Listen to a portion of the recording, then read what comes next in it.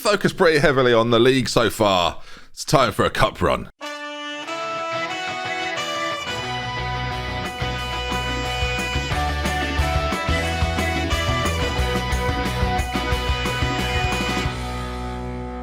Folks, welcome back to Glory Hunter with me, DoctorBenjy FM. Now, before we start, hopefully you saw last episode. It was a bit of an extra episode. I used the logo in the thumbnail to try and distinguish it was a Glory Hunter thing.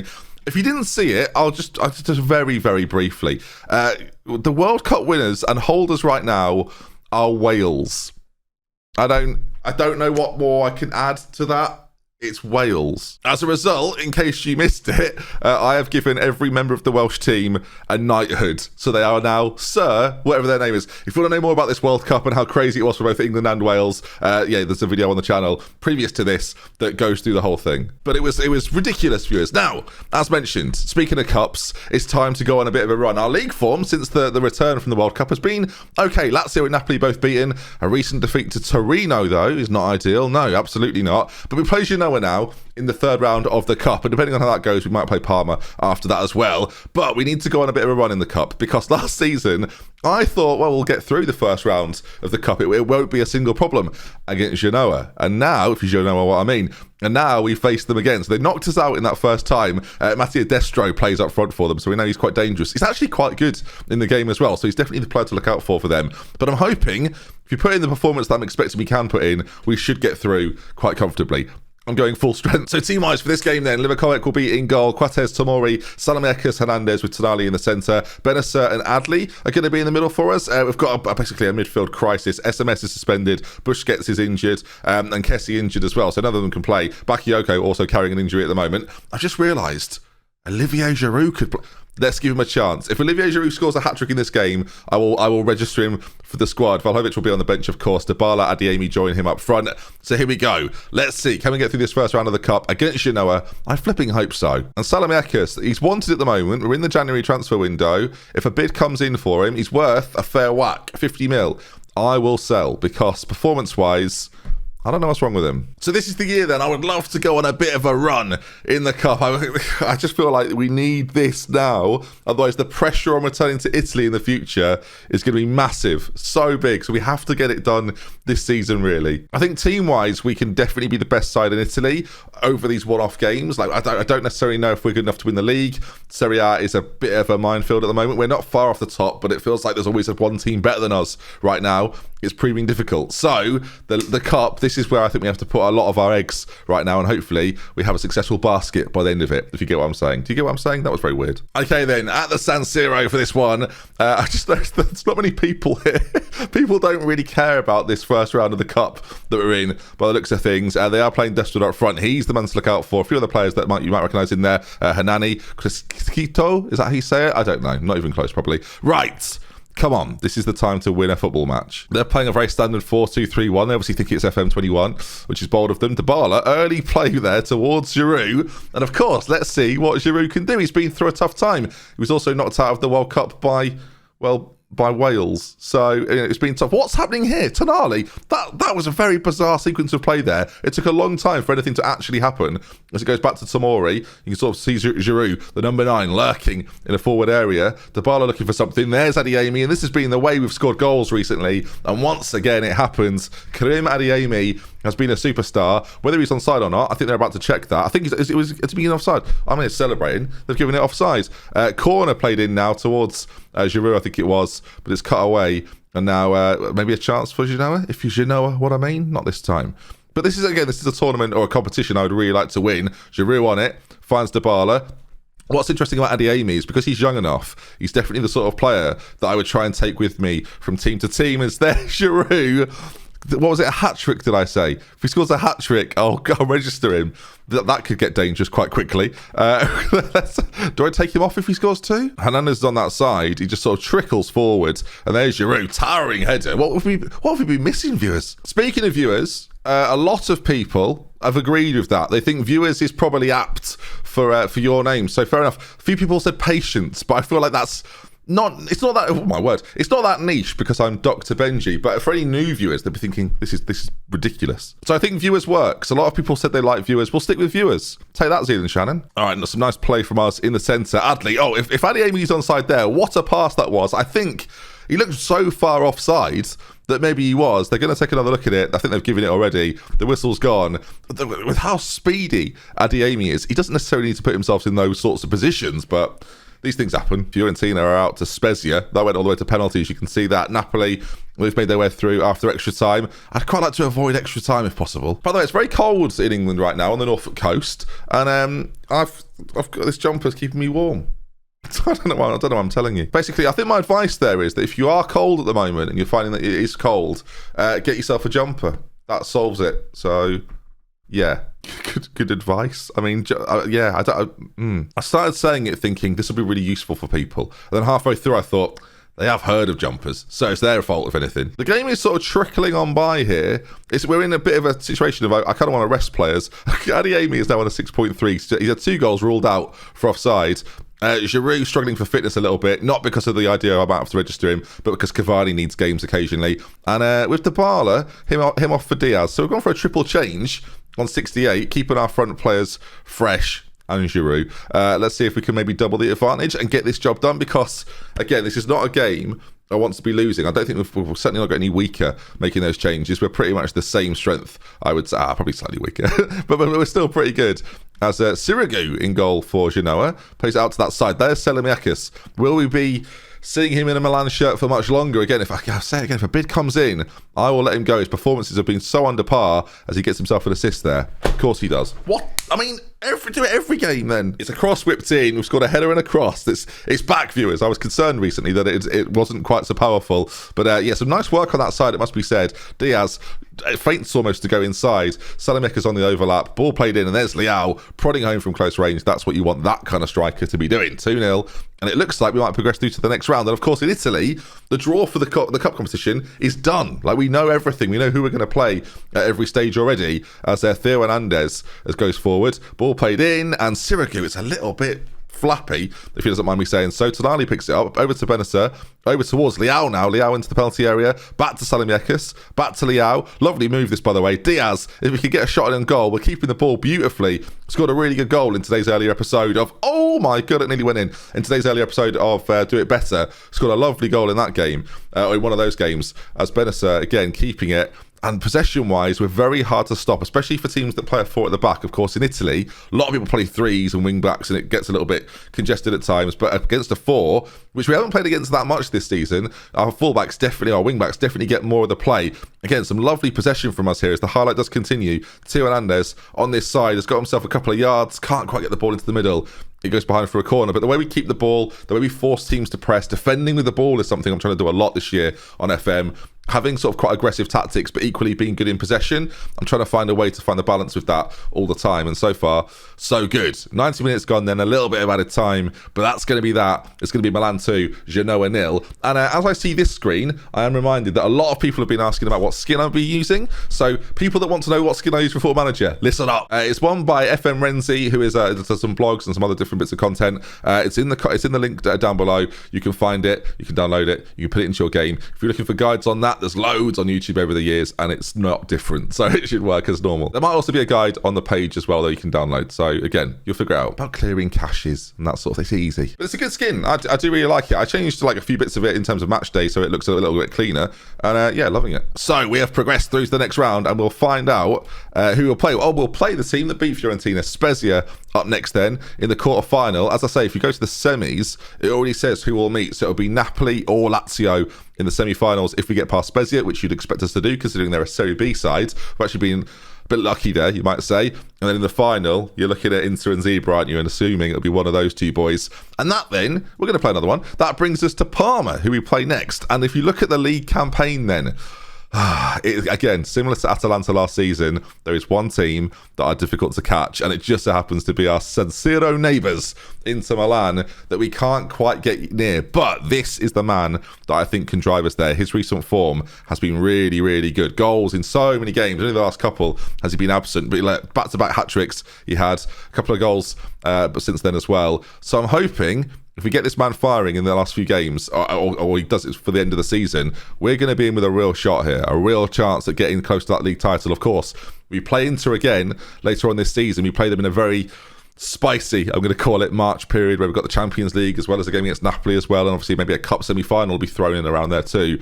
So Inter and Zebra, I think we've just found our next episode, haven't we, viewers? I think it might just be that one, as two big games back to back. Again, looking at the Serie A league table, see Zebra not too far away, so it'll be interesting to see where we sit then. Inter so far this year, as you probably noticed, haven't lost a game yet. So hopefully they do soon. Right, a couple of days before we play Parma, we're going to be a bit knackered. We'll make sure the boys are well rested, and I'll see you for it. Sad news for Giroud, of course, that won't be able to play. I mean, I've just realised I should probably be trying to sell him in the January. I mean, Olivier, go. After the calamity of last time, that was his goodbye moment. He scored a goal. He's got out on top. Loads of clubs have seen that. They've gone, look how tall he is. Look how handsome he is. Get him in. At least not just for press pictures. No offers. Not a single offer. Consider me surprised. I thought there'd be teams lined up wanting him, but he's on quite a big wage. So I do get it. It's interesting at the moment as well, looking at the players that have been rumoured to be leaving in the January period. Agent offers. They've been on the phone. Haaland could be on the move. And we'll obviously keep a very close eye on where the best striker in FM22, in my opinion, is off and heading towards. That could get very interesting indeed. I see Ronaldo there. I went for the Portugal job. They didn't give it to me. There's an update. And in terms of jobs around football right now, at this period, at this juncture, you've got Marseille that are in 8th. I mean, that would be an interesting move. Lyon, dangerous as well. Like, both of them struggling this season, 7th and 8th position in Ligue 1. It won't surprise you to know that PSG are running away with it. Lewandowski scoring a lot of goals with Messi in support. Obviously, we want this job. It will massively depend on what happens with Poch. Like, if PSG have one season where they fall off, of course, we'll try and go. If that job becomes available, I will probably... it'd be really awkward if we're in a really good position with another team, because getting that PSG job, you almost guarantee yourself maybe multiple trophies. Like, you might be in the hunt for the Champions League. You're going to be probably winning the league and the domestic cup, you would hope. Like, it gives you a real opportunity to do something special in one season, and then you can get out and move on with the rest of your journey. If you don't get PSG, you're basically hoping at the very end of, this is what I'm thinking anyway, at the very end of the series, with like 2 or 3 seasons to go, you get the chance to go to a Lyon or a Marseille or something, and then maybe build from there, maybe a Monaco. But that's a big risk. You haven't got long left, and you are just hoping you've got the resources to maybe battle them. It's the most interesting, one of the most interesting parts of Glory Hunter, and why I have them in over Portugal. Also, because they're the 5th nation, even though Portugal took over for about a week, they're back being the 5th nation of the European League. I've seen your comments. I do. Why aren't you doing Portugal? Well, I'll tell you why. Because they're not in the top 5, and I probably wouldn't have picked them anyway. So there you go. I just think the Messi PSG story is more interesting. Love everybody from Portugal. Please be nice to people from Portugal. You're very passionate. You're a very passionate bunch, and by that I mean you terrify me. Right, here we go then. Into another game. Strength-wise, we're going to be at full strength once again. Vlahovic is going to come in. Giroud's going to step away because he's not registered, and SMS comes back into the centre to play alongside Benacer. We could actually change those 2 players around. I don't think it'd be the worst thing, just because we've got a left footer in Benacer and then SMS is right footed. Probably makes more sense, even as a ball-winning midfielder. Like, I think that SMS would probably do quite a good job. So let's give that a go. Right, as I say, team-wise we're pretty strong. Let's get into the game then. Parma, it's got to be a win. Always quite romantic for me to play Parma after the Parma drama series of 2015. Were you here for that? It's a long time ago. It was where I really cut my teeth with this content thing, and that was the one series where people really got behind it, and I thought maybe we could do this. Maybe this is going to be a job one day, and here we are all these years later. So a lot of love for the Parma Massive. All right, I hope that upset me. I noticed straight off the bat, by the way, they're playing a 4-2-3-1, and after all the things I've just said about the last game, I would expect my wing-backs to be heavily involved. It's 1-0 Parma. For the Dickens? We're less than 3 minutes in. I mean, we're 2:45 on the clock or something. Ball goes in from Brugman, and Ingles, I think that's how you'd say it, with the goal. Parma lead. And I wanted to celebrate. Something within me. But I just wanted to go, yes, come on, a goal. They lead 1-0 against Milan. If I were Parma manager, I'd be loving this. They're actually having a pretty good year, by the way. Up in 7th. Flying at the moment. Tomori, though, finds Hernandez. The jobs of the wingers here for them is absolutely massive. If they sit in and try and defend and make the life difficult for Tio and Salamiakis on the other side, then they've always got a chance, of course. Tomori brings it forward. There's a lot of space in those wide positions still. Dybala goes for goal. I don't think he needed to, but he obviously is getting frustrated early on. Corner for Parma now. The dangers of corners. Oh my good lord. What a run, by the way, from Stanko Juric. Unbelievable. Juric, probably as well. What a goal. The run and the header there is absolutely outrageous. We don't mark him at all. I'm not sure who is trying to mark him there. Teo Hernandez goes, I'm giving up. He's running too fast. 2-0 Parma. Parma's still enjoying it. I've got to step out of this. I actually think, and this is going to be crazy, I don't think I necessarily need to change anything here. I think the way in which the team is set up to play teams like this, we've always got a chance. At half an hour gone, 2-0 down, and my first reaction is to change absolutely nothing. Ball in towards Dybala, cleared again. The goals they've scored have been 2 headers. As long as we can prevent more headers, and that's just defending, then I think we're going to be okay. Anyway, nice possession from us on this side.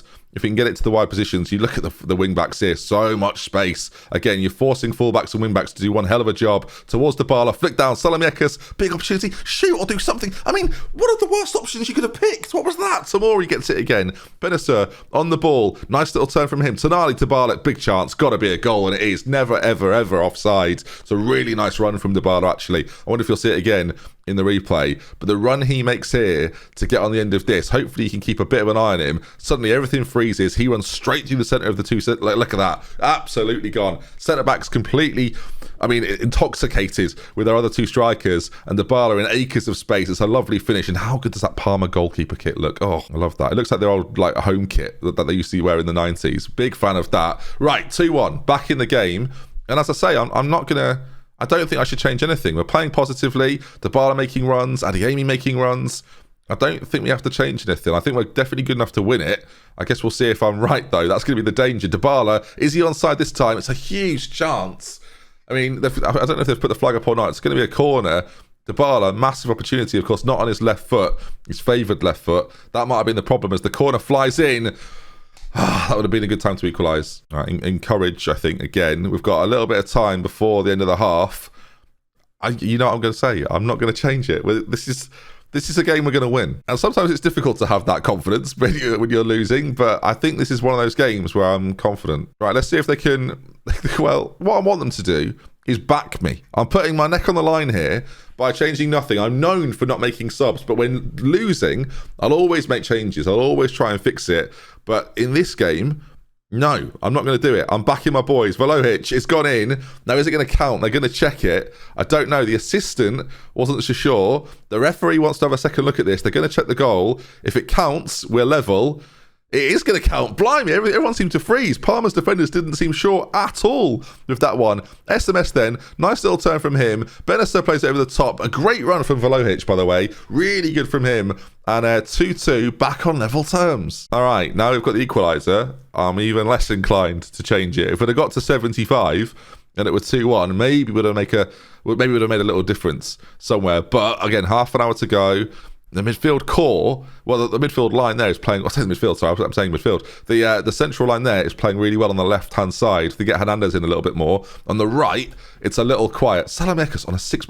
I don't know what's wrong with him. I just can't figure it out. We can't bring on any right-backs here either, which is really annoying. There's nobody actually available to play there. I'm just debating whether we move this position more forwards, even more forwards. You either let him play it, or you bring on someone like Adli or Diaz, who's going to play slightly better. I'm going to take a gamble. I'm going to play Salamiekis and play him on that wide side. Adeyemi's going to come off for Leao. So system-wise, obviously, we're not changing anything really, other than moving into a slightly more, I don't know if you call it natural wide position. Hopefully, he still covers defensively. Of course, Parma have got players in those positions, so we've got to be careful. With 5 minutes to go, I thought we'd have scored again by now. It hasn't happened yet. We'll go attacking. We'll throw caution to the wind. No highlights happening, though. Nothing at all. We came back into the game really well, and we've only conceded set pieces. I was convinced there'd be a third goal.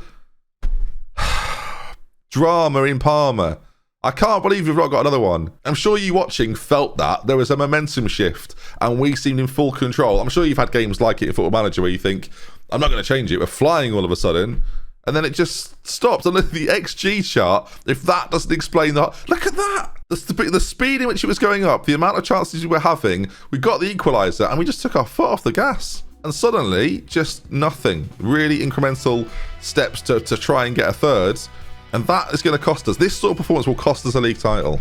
especially when you know that Inter haven't lost yet this year. That's pretty devastating. So while we're delighted to go through in the cup, we falter in the league, 5 points the gap. And we know Inter have got a game in hand and will probably win it. So the gap will be 8 points. There's lots of work to do. Zebra closing in. Next episode, though, Zebra and Inter back-to-back games tomorrow, 5 p.m. I'll see you for it. If you enjoyed today, you know what to do, and I'll see you again soon. Goodbye, everybody.